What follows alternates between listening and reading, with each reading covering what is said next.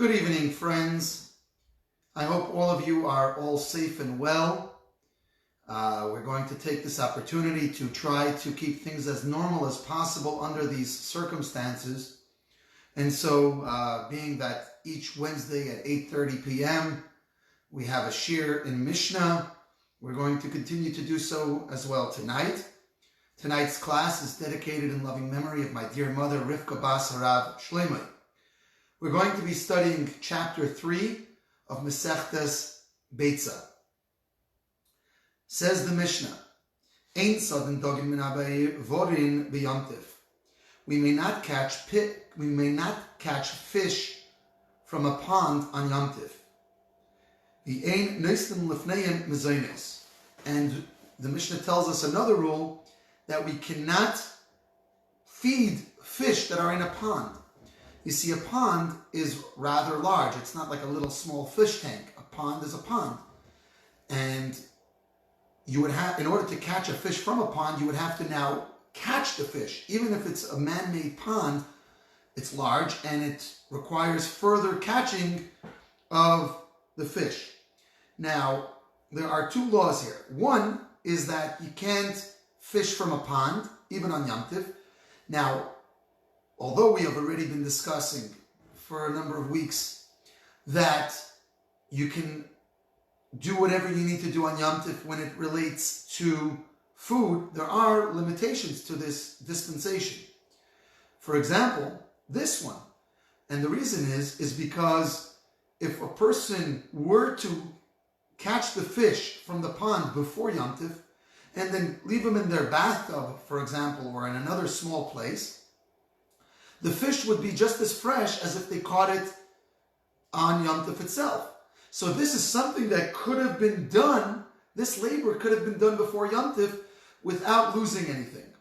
And so therefore, since this labor could have been done and been accomplished before Yom Tov, so therefore the dispensation of Eichel Nefesh is not granted on Yom Tov. And so therefore, you can't fish from a pond on Yom Tiv. The second halacha that we said in the Mishnah is that you can't feed these fish. Why? Because since they're in the pond, they're not considered to be reliant on you. Fish that are in a pond can eat whatever is in the pond. And so they're not reliant on you for food.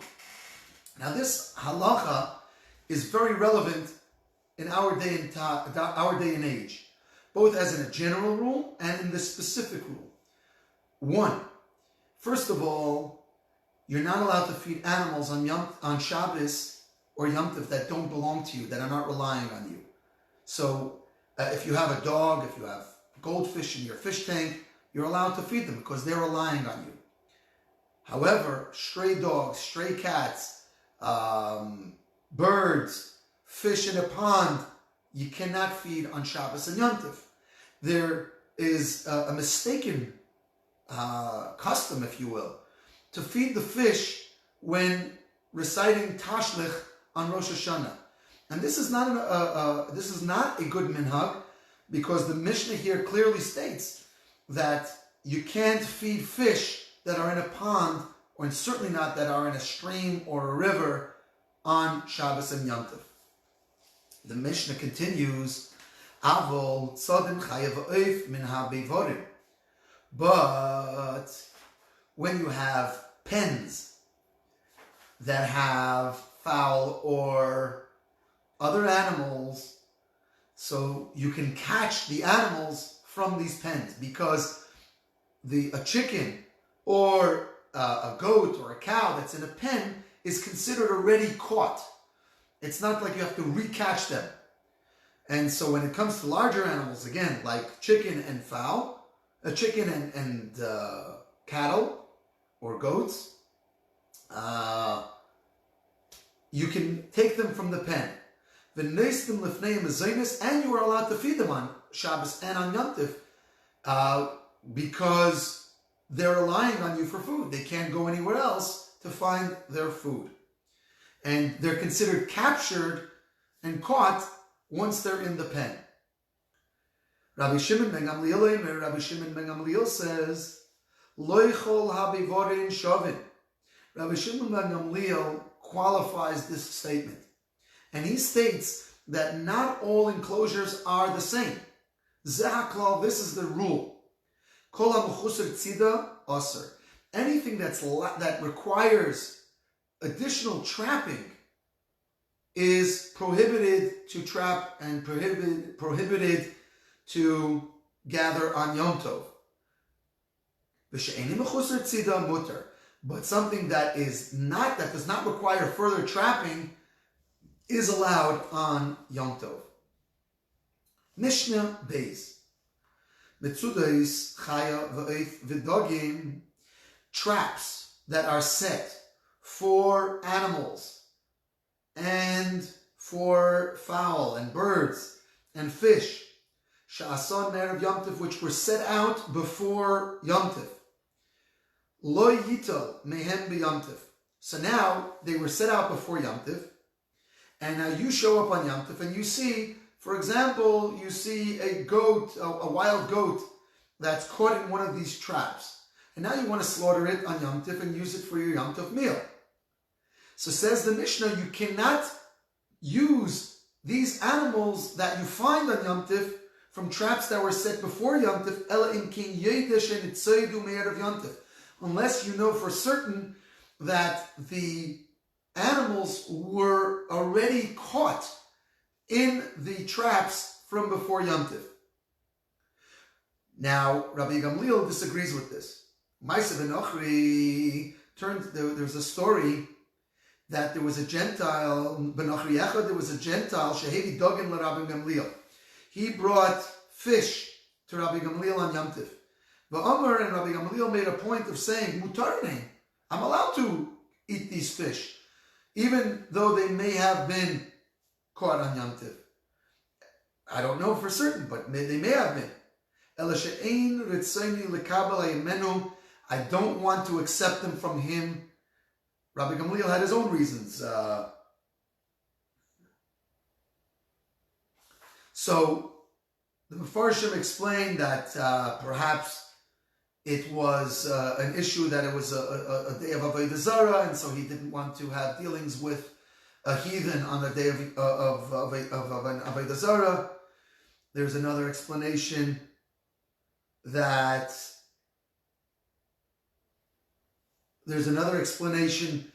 says that he just simply didn't like this non-Jew, and so he didn't want to accept it from him.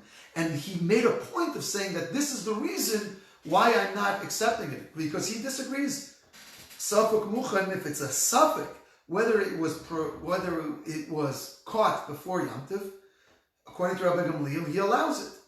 And so by not partaking, he made sure everyone knows that he, in theory, would be allowed. He believes that you're allowed to eat from this. Just he, for a separate reason, was not going to eat this. Mishna Gimmel. Behema mesukenes lo yishchat. An animal which is ill on Yom Tov. Now, an animal which is treif, an animal which has been which is deathly ill because of another animal, so such an animal is not kosher. But an animal that's just simply ill can be slaughtered, and its meat can be consumed in instances that it is safe to do so. So, for example, if you have an animal that's overheating, and so the meat is healthy meat, but just the animal was left out and it's overheating. So the halacha is that one can slaughter this animal and go ahead and eat this animal. So now our Mishnah is talking about on Yom Tov. Now the case that the Mishnah is talking about and is going to delineate and discuss is whether or not you have to actually go ahead and eat part of this animal on Yom Tov.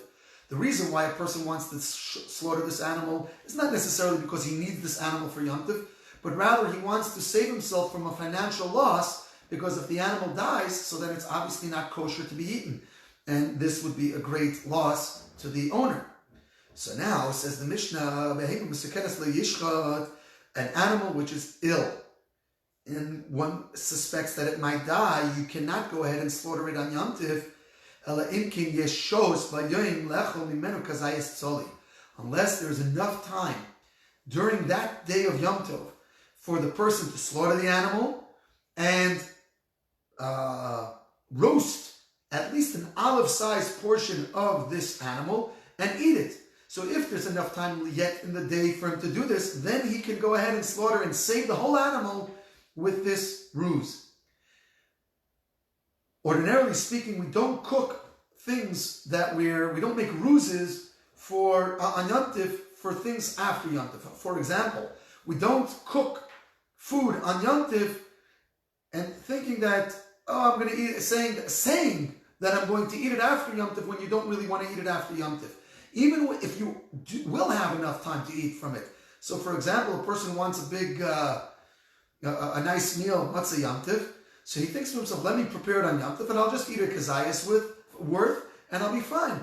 Generally, that's not allowed. But here, because of the great financial loss to the owner, this dispensation is granted. Rabbi Akiva is even more lenient in this particular case. Rabbi Akiva says, "Afilu kizayas chay mibeis tfichasa." So long as there would be enough time for the person to bite into the uncooked flesh from the place of the incision, that's enough to allow the person to slaughter the animal. Which means, even if it's getting late in the day, and he would not have enough time to flay the animal and go ahead and roast the animal and roast an olive-sized part of the animal, even if he could just has enough time to slaughter it, and then in theory could bite into the area where it was slaughtered, this too would be enough to permit the person to slaughter it. Now I'll tell you something interesting that you may not have known, and that is salting an animal is only necessary when you're going to cook the animal. But if, in theory, you wanted to just bite into an animal right after it was slaughtered, according to halacha, this would be allowed because only blood that has moved from its place is not allowed to be eaten. But the blood that is right there, the blood that's in the animal can, in theory, from a halachic perspective, be eaten. And so says Rabbi Akiva, a person doesn't have to actually go ahead and eat this. This would be somewhat disgusting, but the fact that he could, if he wanted to, this is enough to give him the dispensation to go ahead and slaughter this animal on Yom Tov. Continues the Mishna, Shchata Basadeh, Lo Yiviyenu V'moit U'V'moita. If a person slaughters an animal in the field, this is a separate case from what we've been talking about, the dangerously ill animal. Any animal, even a healthy animal. He goes and he slaughters it in the field. He cannot bring it from the field to his house on a pole or on a special carrying device that was used to carry slaughtered animals. Rather, he would have to bring it by hand, limb by limb. And the reason for this is that this is a disgrace to Yom Tov. Here you have a person who's going on with business as usual. He slaughtered a whole animal and he's schlepping it through the streets and from the field all the way to his house. And so this is not considered Yom Tov-like activity, and so therefore it is prohibited. Mishna Daled. Bechor shenafal avar. A bechor animal that has fallen into a pit. Now, why do we use the example of a bechor? So the Torah says in Shemois, Kadeshli kol bechor peter kol rechem b'vnei Yisrael ba'adam uva behema. Says the Torah that a Jew has to sanctify the firstborn of a human being, a human being when it's a male, as well as of an animal. We're talking about cows, sheep, and goats. All of those animals require that the firstborn male be sanctified. What happens when you sanctify an animal, that it's a bechor? So the rule is that you sanctify it and you give it to a Kohen. What the Kohen does is the Kohen takes this and slaughters it in the courtyard of the Beis HaMikdash. Some of the parts are offered on the Mizbeach, on the altar, as a sacrifice, and the rest of it is eaten by the Kohen. Now, the halacha is that this is only done when the animal is called tamim, it's perfect. But if it has a blemish that is not going to heal, the laws of blemishes are discussed elsewhere, but if it has a blemish, a halachic blemish, that is not going to give, and if the expert tells you that this blemish is not going to heal, so then the Jew can keep this animal for himself and he can slaughter it outside of the holy temple. So now, and he can eat it, it's chulin. It's non-consecrated. It's a non-consecrated animal. So now what happened is the Bechor fell into a pit. And now it got a blemish. But the owner did not have enough time before Yom Tif to show it to the expert. So says Rabbi Yehuda Eimer, Yered Mumcha v'yireh. The Mumcha, the expert, could go into this pit and check out the blemish. So in this particular case, we're talking about that the animal is still in the pit.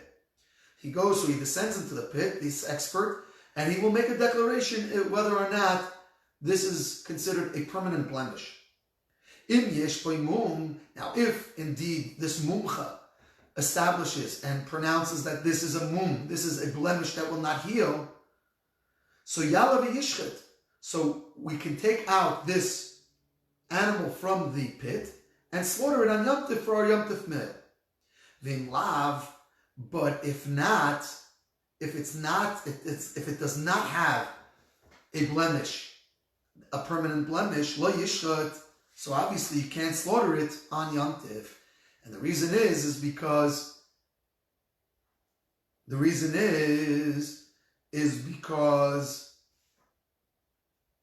you're not allowed to slaughter such an animal outside the temple courtyard. Now, the Gemara asks a simple question. The Gemara says this later part of the Mishnah seems to be superfluous and unnecessary. It's obvious. It's obvious that if the animal does not have a permanent blemish, it's obvious that you can't slaughter it. So the Gemara on Chav Vav Amid Aleph says the following, explains that what this Mishnah is talking about is not just the obvious.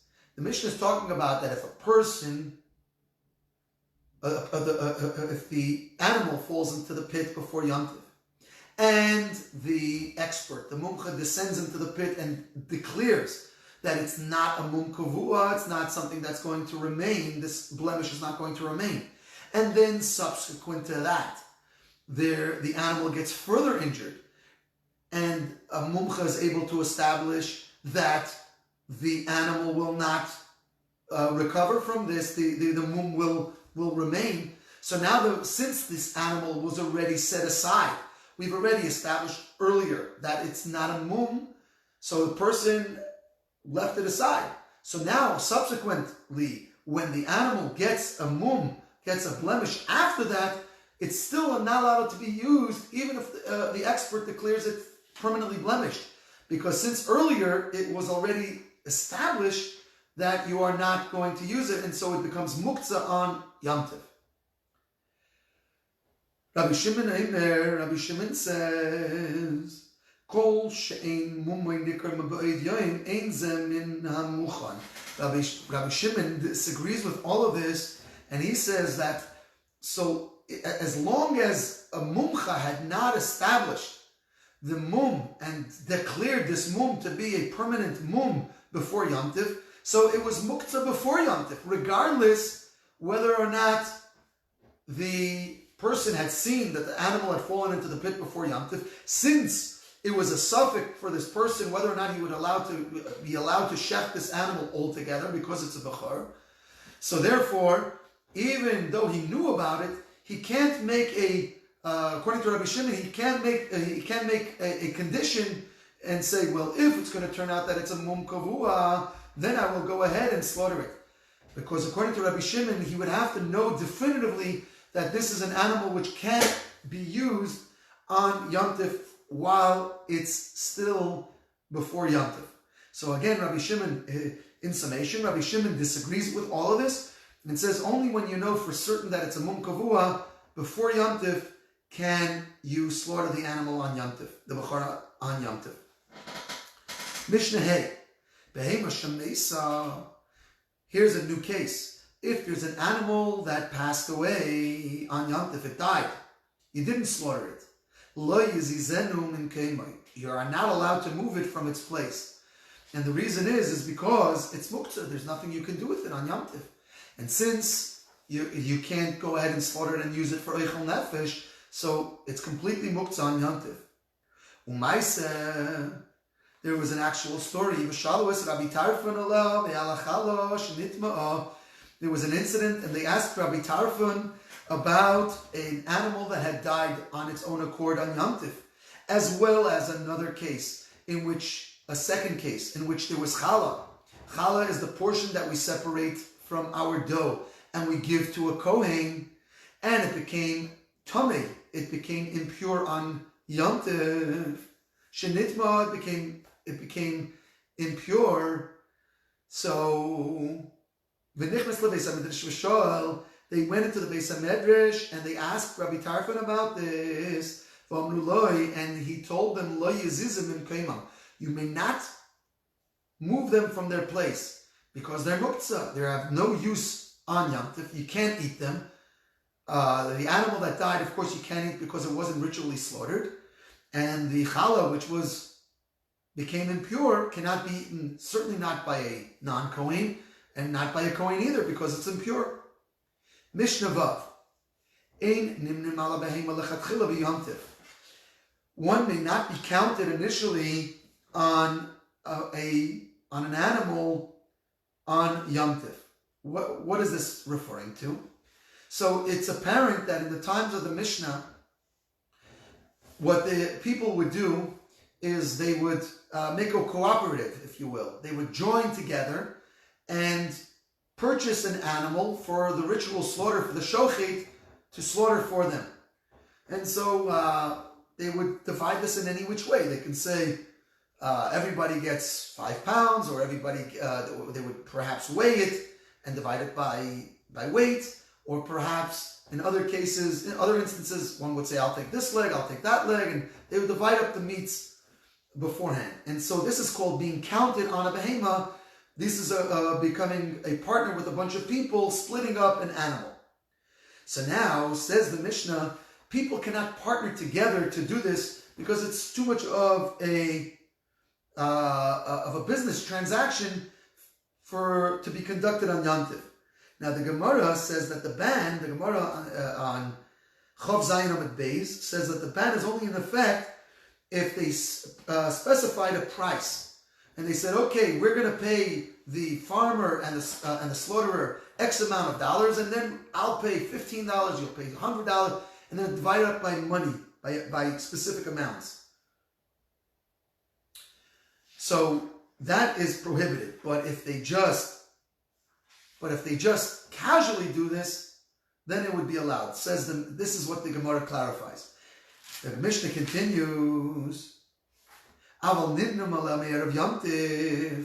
but before Yom Tif, you can make such a partnership with your neighbors or your friends. And then you could go ahead and have the shochet slaughtering on Yom Tif and divide it based on the divisions that you established before Yom Tif. Rabbi Yehuda Eimer, Shoikel Adam Basar Keneged Hakli or Keneged Hakayfitz. Rabbi Yehuda offers a lenient opinion and says that after this was slaughtered, after this group, this cooperative, actually went ahead with the plan, they in other words, before Yom Tif, they had joined in on this animal and divvied it up, and then went ahead on Yom Tif and slaughtered it. So now, how do we divide up the actual meats? Rabbi Yehuda offers a lenient opinion and says, He says you could use an unusual object in order to weigh the meat. For example, you can weigh the meat against the utensil or against the chopper, because this is not a usual way of weighing things. And so that's enough of a deviation, and he allows this type of deviation to be used on Yom Tif by weighing it against some sort of other vessel. The sages say, we may not use a scale at all on Yom Tif. The Chachamim disallow the use of a scale and saying that this is unacceptable. What do they say? So what do? You take, okay, this looks like a decent sized piece versus another decent sized piece that's almost the same, and then you divide it amongst the people based on a general estimation. Mishna Zayin. We may not, once we're talking about slaughtering animals on Yom Tif, so now the Mishnah offers a ruling in terms of a knife. You cannot sharpen a knife on Yom Tif. But we can sharpen it one against the other. In other words, the Mishnah is telling us that normally when one slaughters animals, right before you go ahead, you sharpen the knife on a special stone, a sharpening stone. Says the Mishnah, this is not acceptable on Yom Tif, but you can sharpen the knife one against the other. This is not considered so much on Yom Tif like, and so the Mishnah allows it. Further says the Mishnah, you cannot say to the butcher, shkoili v'dinner basar, wait for me a dinner's worth of meat. But rather, as we said before, you can slaughter the animal and divide it by approximate amongst themselves. Ches. Oimer adam l'chaveiroi. A person can say to his friend, what are we talking about here? We're talking about a grocer. We've spoken about this in previous prakim. In the olden days, and indeed in our days, one can still do this under certain circumstances. A person could purchase food from a grocer even on Yom Tif. Now, we can't do it in the ordinary fashion where I come into a grocery store and I fill up my basket and ring me up and I give you money. Min HaTorah, that would be allowed, but according to the rabbis, we disallow that. Mekach u'memker is prohibited from the rabbis. However, there are certain instances in which the rabbis do allow mekach u'memker on Yom Tif. So when? So how do you do it? Only when it's a person whom you are familiar with, whether it's family or friends that the grocer knows, and the grocer trusts them. He's not going to go ahead and write it down that you took X amount of dollars worth of food. And so the rabbis allow that people to take things from the grocer with an approximate price and then go ahead and pay him after Yom Tif. So now the grocer who says to his friend, a person could say to his friend, the grocer, Mali li klizeh, fill up this vessel for me. So let's say he's buying rice, for example. So you could say to the grocer, fill up this vessel for me, but not with a measure. Not so if it's a 3-pound measure, so he can't tell him fill up the 3-pound measure. That's not acceptable because now you're doing it by weight. It's not approximate; it's an exact amount, and this is considered too much of a business-like activity on Yom Tif. So, according to the first opinion, even if it's a vessel that has measurements on it, even though it's a measuring glass and it holds whatever it holds, he could still tell the grocer to fill it up, so long as he doesn't tell him to, fill it up exact. We're still doing it approximately. This is the Tanakama, the first opinion. Rabbi Yehuda says, Rabbi Yehuda disagrees and he says, if it's a vessel that has measurements on it, so that by definition is measuring it. Even if you're not being careful careful to measure it out exactly, it's still by definition a vessel it's a measuring cup. And so therefore you cannot use it on Yom Tif. Incidentally, the halacha is not according to Rabbi Yehuda.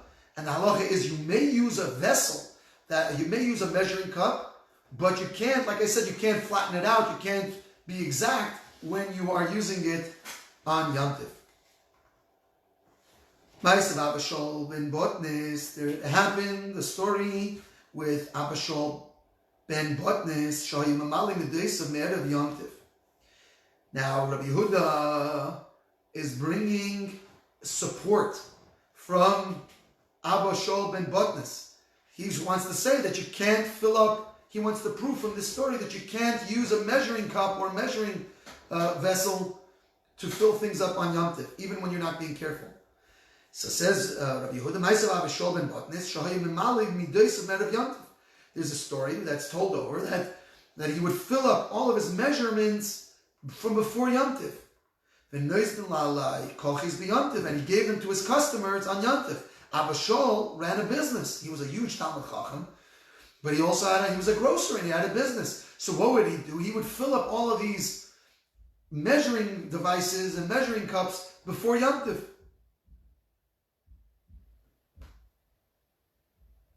Abba Shaul so Abba Shaul says, even he did so even on Chol Hamoed. He said that actually you should do this even on Chol Hamoed. And he specifically should do this on Chol Hamoed. Why? On Chol Hamoed, there's obviously no issue with measuring on Chol Hamoed, so why would he do it on Chol Hamoed? So he explains, in order to do this for the accuracy of the measures, he did it. Now, when you measure different things, so sometimes, especially liquid things, the foam needs to settle in order for you to get exact measurements.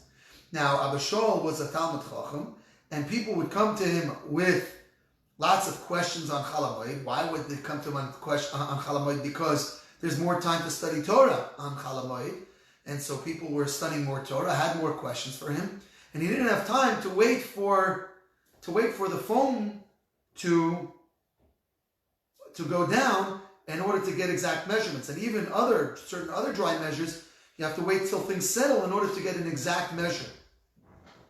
And so therefore, he would do this also on Chol Hamoed. So the idea that he did this before Yom Tov doesn't necessarily prove anything, because he would do it even on Chol Hamoed, because he was busy.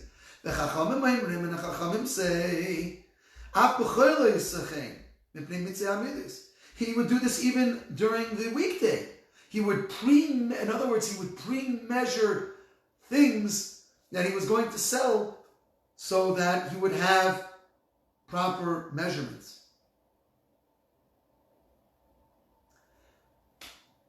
So, in other words, the Chachamim disagree with Rabbi Yehuda's assertion that you cannot use a measuring cup on Yom Tov, and Abba Shaul ben Botnis's actions don't prove anything, because as it turns out that he would do this also on Chol Hamoed, and the Chachamim say he would do this even on the weekday. So no proof can be derived from this. The end of the Perek concludes. A person can go to the shopkeeper with whom he's familiar. He can go to him on Yom Tov and say, give me a dozen eggs or a dozen nuts.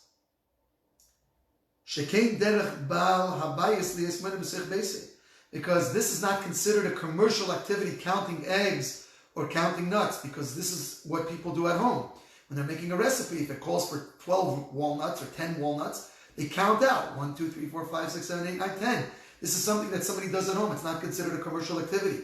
So too, when a person is cooking or eating eggs, usually when somebody's making eggs, or if they're using a recipe, it'll specify 5 large eggs or 12 large eggs or whatever it might be into the recipe. So since this is something that people do at home, it's not considered a commercial activity, and so therefore a person can ask the shopkeeper, even on Yom Tov, to give him those items. And of course, as we explained earlier, he will then pay him after Yom Tif is out. That concludes chapter 3 of Masechtas Beitza. Please join us again next week at 8:30. I do pray this is going to be the final chapter of Masechtas Beitza. We'll make a siyum, a quick siyum at the end. I do pray, a heartfelt prayer, that next week I will not be conducting this shir from my home office, but I pray fervently that Hashem, Yeshua's Hashem can edify, and Hashem can send salvation in an instant, in a blink of an eye. And so I pray that we'll be able to give this class in person with our usual crowd, and this will be done, Mirza Hashem, in Yerushalayim, Yer HaKodesh, when coronavirus will be a thing of the past. So please again, do join us next week at 8:30, wherever that will be. Have a very good evening.